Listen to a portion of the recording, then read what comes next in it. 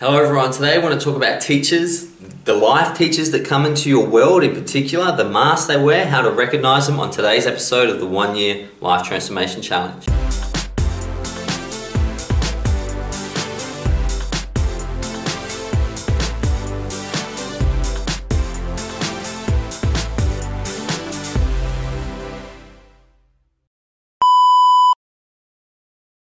Hello everyone, today I'm going to talk about teachers, and we all know that our life is guided and pushed forward and our comfort zones are broken with great teachers in our life, but sometimes we don't recognise them and sometimes we don't learn from them. So today I want to talk about who the teachers in your life are, how they rock up, because they're not always at school saying I'm a professor. In fact, more than likely your lessons are disguised by that eternal intelligence to help you be the best version of yourself. And that's what I want to talk about today. So as always, I'm going to begin with a quote, and that quote is, "The teacher will leave when the student is ready." The teacher will leave when the student is ready, Bradley Hughes. I'll give that to the collective unconscious because I thought someone else came up with that quote because I've been saying it for so long. I researched it and no one has, so I guess for now it's my quote, but it came from nowhere, K-N-O-W where, and then came into me, so I can't own it, but I'll take it for now. I've had lots of teachers in my life, and with perspective and hindsight, the best teachers in my life have gone unrecognised. The women in my life who taught me to be more patient, the situations in my life that taught me how to live with unattached belief systems, the traumas and the devastations that have made me just that much stronger and that much more resilient. But at the time, I thought teachers were online courses. I thought teachers were, you know, the guys I met at high school and university. But now that I recognise that the power of the environment we live in deals us lessons in the moment that we need, I've changed my entire life. A lot of stuff we learn is redundant by the time we're told it, you know. In fact, 99% of all scientific theories we've been taught have been proven to be wrong. You know, we used to think that glass spheres held the cosmos together. We used to believe that, you know, science used to tell us that ether, miasmas were caused, you know, bad air caused illness, you know. So what the lessons you really need are just right here in front of you, and they are the perfect teachers.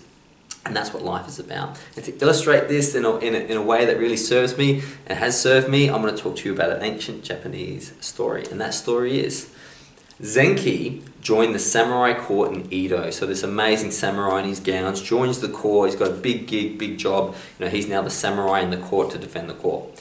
While he was in the court, he fell in love with an official's wife. He just fell in love. Didn't do anything, but he just fell in love, and she fell in love with him. Now, the official, whose wife it was, clued in and realised there were some signals and stuff. So he came at Zenki with a sword. And as a samurai, you know, the samurai is obliged to defend himself. He defended himself and killed the official. Now, he's exonerated because it was self-defense, but he felt so bad he needed to atone for his sins.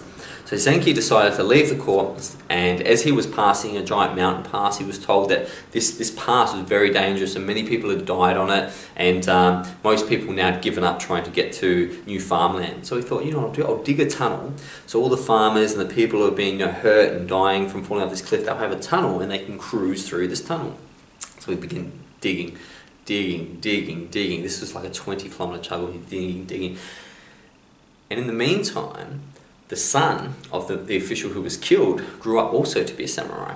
And he's had one priority: go find Zenki and kill this mofo for what he did to his dad. So after about 5 or 6 years of digging, Zenki was finally caught up by the son of the official, and the son raised his sword. And now Zenki, as a master, samurai master, knew that he could take this bloke out, but he said to him, listen, I understand you're angry, I understand you're hurt, and I'm going to let you kill me. I'm going to give you my head. I'm not going to fight you. I'm not going to stop you. I'm not going to kill you. I'm going to give you my head. But let me finish this job, please, because it's going to help people. It's going to help me atone for your father, because I didn't want to kill your father, and help me finish this tunnel. And the son agreed. He said, well, to help the tunnel get quicker so I can kill you quicker, I'm going to help you dig the tunnel. At the end of it, I'm going to kill you. And they go, no worries. So day after day after day, they begin to dig together. Eventually, after about 2 or 3 years of digging together, Zenki stopped. The tunnel broke open, light came through, and Zenki said, here's my head, you may now kill me, my work is done. And the son said, you know, with tears running down his eyes, how can I cut off my only teacher's head? And you can imagine, where that's come from. After spending years in the tunnel of this bloke who just wanted to do good, he just wanted to help, the lessons that the son would have learnt created a better person who no longer needed revenge, no longer needed to kill the person because he had some time, some perspective, and he got to know the bloke. So we're going to talk about the ways to recognise the marks of a teacher. So what's the first way of recognising a teacher? It's a repeating pattern. When things keep happening in your life, that's a lesson. That's the first thing to recognise. If you keep getting in trouble for being late, that's a lesson. It's a repeating pattern. And as you know, at school, if you don't pass the science test, you have to do the science test again. That's what lessons are like. When things keep coming into your life that aren't serving you, you should directly say, that's not a problem, that's a lesson. How do I learn?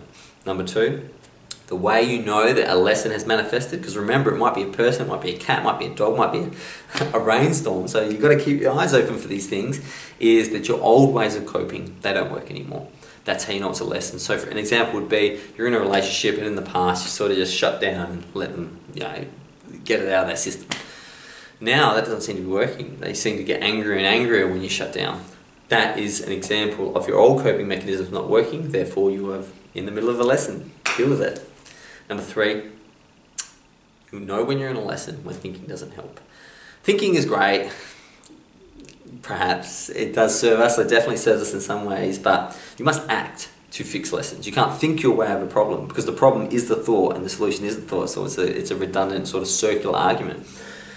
But when you think something through and you're not getting the results you want, that's because it's a lesson and you must act, you must come from the moment, you must be spontaneous.